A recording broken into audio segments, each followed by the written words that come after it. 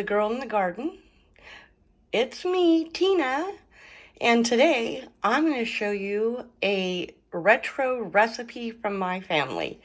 So this recipe, I am not sure where my mom got it, but to me it's the ultimate in comfort food, and I still make it a lot. We love it. I think it's delicious. Anyway, I was going to show you the ingredients, and I'm looking around going, wait, I forgot one. So basically, it's a pound of hamburger, chopped onion, seasonings, a can of green beans. You can use frozen. I don't like frozen green beans, so I use a can of green beans, a can of tomato sauce, and then mashed potatoes and cheese. So I don't have the cheese out either. So that's the ingredients, and we're just gonna get started. So I'm not gonna do all this on camera, but I'm gonna start making my mashed potatoes. I'm going to chop the onion, and I'm gonna get the hamburger in the skillet and start frying it up. That's where we're gonna start. So stay tuned, and we'll see what it looks like in the end. I'll be back. All right, I know I've seen everybody kind of do this differently, but I was never taught to put oil in the pan and saute my onions first. I was always taught to cook the hamburger or ground beef and let the grease that comes from that's what I saute my onions in until they're translucent.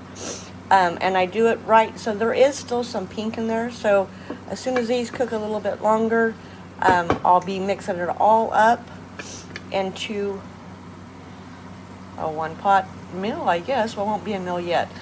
But anyway, so I have seen people do it differently. Once this is done, I will drain it. I've also seen people do that differently. So I was always taught to dump it in a what is it, the strainer thing. So anyway, here we go. Let's get this done. All right, open your condensed tomato soup, dump it in. Do not add water. You don't want this real runny. Likewise, do not use tomato sauce. I made that mistake when I was a young adult. Open your green beans, drain them, and throw them in, and just let it simmer a little bit until we're ready to top it with potatoes. Actually, we're going to move it to a casserole dish and top it with the potatoes and the cheese. All right, I'll be right back. All right, well, I have dumped our ground beef, green beans, and tomato soup into a casserole dish that I sprayed, and now we're going to top it with potatoes. Now, here's the thing. When my mom made it when I was a kid, she had those Corelle baking dishes. You know, it was round, and I don't know how much beef mixture we had to mash potatoes, but I know what I like, and I like it about the same amount. So if I've got, you know, an inch of, might be 2 inches of beef, then I'm going to probably want about 2 inches of potatoes. That's what I like. I also usually always make my own potatoes. I usually don't buy the box or the bags. But they did have some on sale a while back, so I did grab a bag, which I've made, and it's butter and herb. I don't know if I would do it like a flavor like ranch with this. I just don't know how that would turn out. But anyway, okay, so I'm going to spread the potatoes on top and sprinkle the cheese. I'll be back. Okay, our potatoes are on top. I guess it's not half and half. It's very uneven, you know. You're not going to just be taking a spoonful from one area. You're going to have a square, right? So, excuse me. I'm going to say, for me, this is enough potatoes. And it is a 8-ounce bag that I used. I couldn't tell you in cuts because this is something that was never measured. So now I'm going to sprinkle it with some cheese, and we're going to stick it in a preheated oven at 350 until that cheese melts and becomes bubbly. All right, so I did try to measure out how much cheese I used, and it is 2 cups. I actually measured out a cup, sprinkled it on, and said, not enough. Did a second cup and went, okay, that's enough.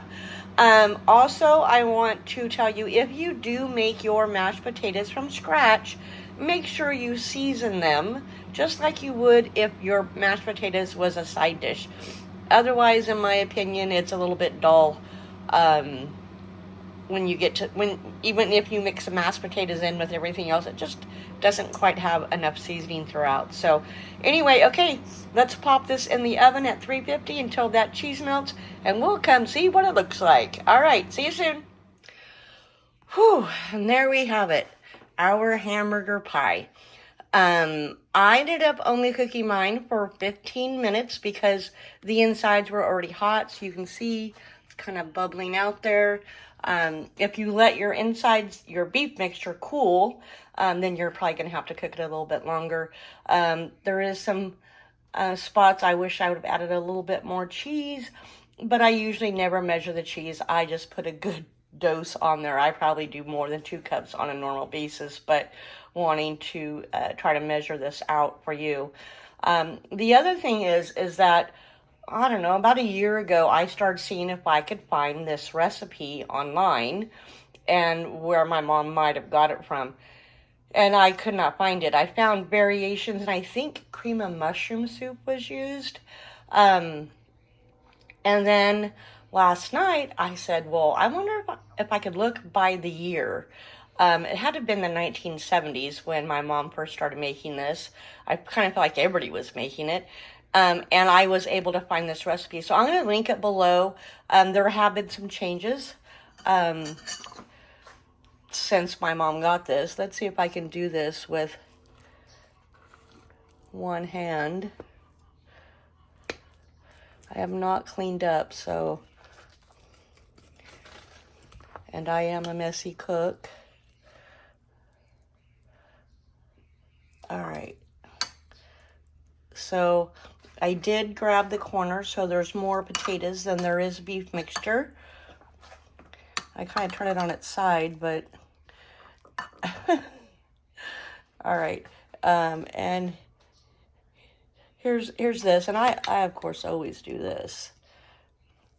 Now, there are, you could use any vegetable you want, probably. Excuse me, corn and green beans for me are like great, as long as I'll eat frozen corn, but I will not eat frozen green beans because they squeak when you chew them. So anyway, this is a retro recipe from my childhood. Like I said, I still make it for my son. He's an adult, and I'm going to tell you, this will probably be gone by tomorrow. We will eat it for breakfast, lunch, and dinner until it's gone. That's how much we like it.